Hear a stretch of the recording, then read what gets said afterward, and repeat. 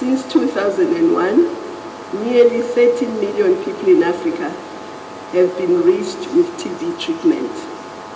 There are also encouraging signs in the efforts to prevent new cases of malaria.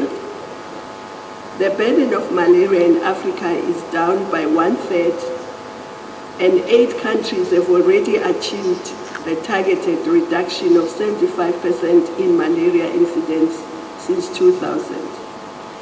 There is no doubt that our leaders' commitments and the support of our international partners have paid off.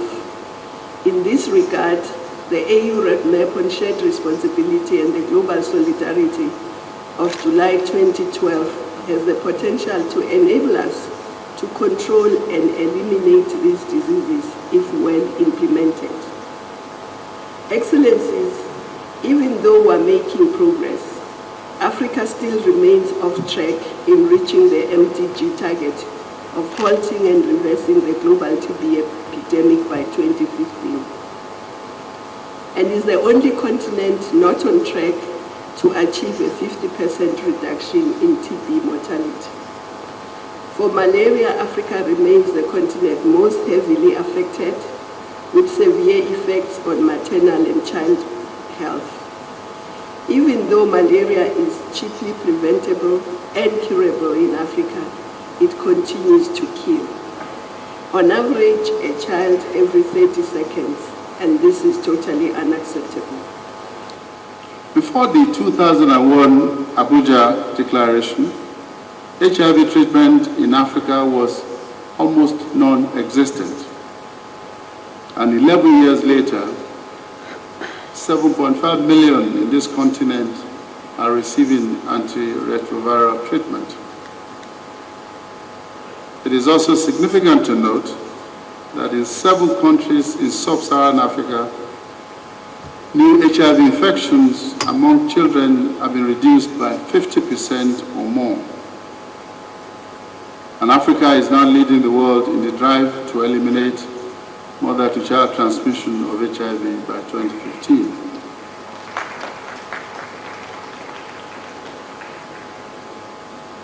The key to this has been strong leadership, beginning with the political commitments outlined in the original Abuja agreements that generated a flow of funds from within Africa and from the international community.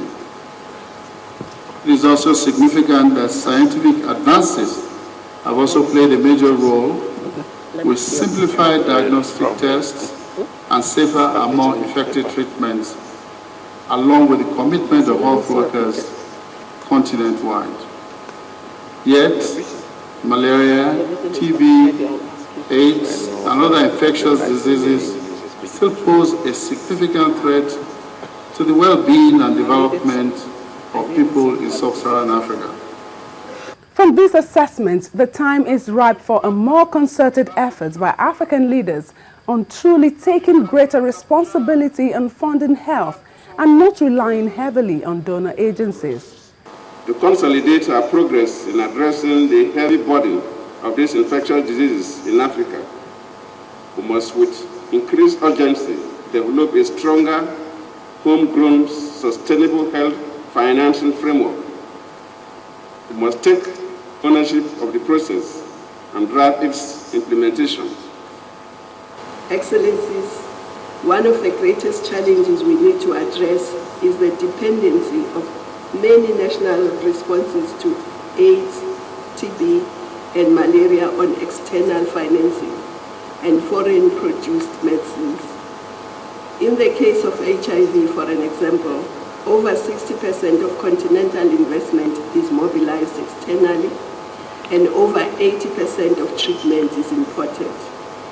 We therefore need to accelerate the implementation of the earlier Abuja commitments of stepping up the mobilization of domestic resources and strategies for innovative financing to strengthen the health systems. My call at Abuja Plus 12 is for renewed leadership and particularly increased domestic funding and the international systems assisting Africa to achieve the goals that they set for themselves. We need new investments in improved tests and drugs and build stronger health services and systems to deliver them. More human resources for health, better logistics management system, and a better monitoring and evaluation system. Nigeria's President Goodluck Jonathan also used the event to outline the country's efforts at tackling health challenges. The government of Nigeria realizes that HIV/AIDS, tuberculosis, malaria, and other infectious diseases pose a significant threat to human and economic development. Mother-to-child transmission of HIV, treatment for people with HIV, polio, maternal and child mortality, and tuberculosis incidents are some of the challenges currently receiving attention from the government of Nigeria. Nigeria's commitment is further underlined by a special purpose program which we have developed to accelerate the implementation of key interventions with respect to HIV/AIDS.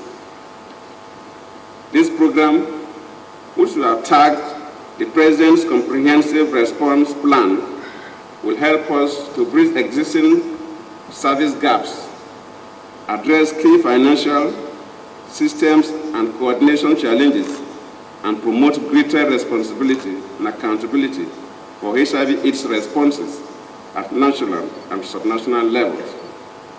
The plan is targeted at achieving universal access to the prevention, treatment, care, and support to all Nigerians living with HIV/AIDS. Your Excellencies, to further demonstrate our administration's commitment to this first initiative, I will formally present this President's Comprehensive Response Plan on HIV/AIDS for Nigeria at the end of my speech. In fact, I will request our chairperson, the Honorable Prime Minister of Ethiopia, to help me unveil our plan. In demonstration of our commitment to the Abuja Declaration 2001, I've also directed the immediate development of a new and creative framework for sustainable financing of health to meet the targeted objectives. And thereafter unveiled Nigeria's program of action on tackling HIV/AIDS and other infectious diseases.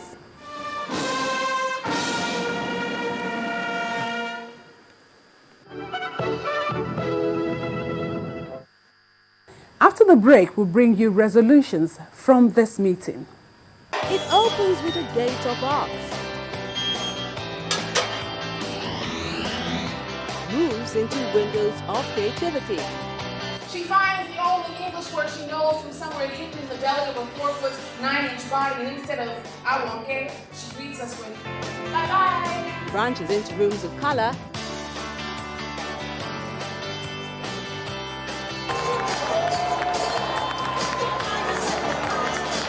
and ends with a roof of imagination.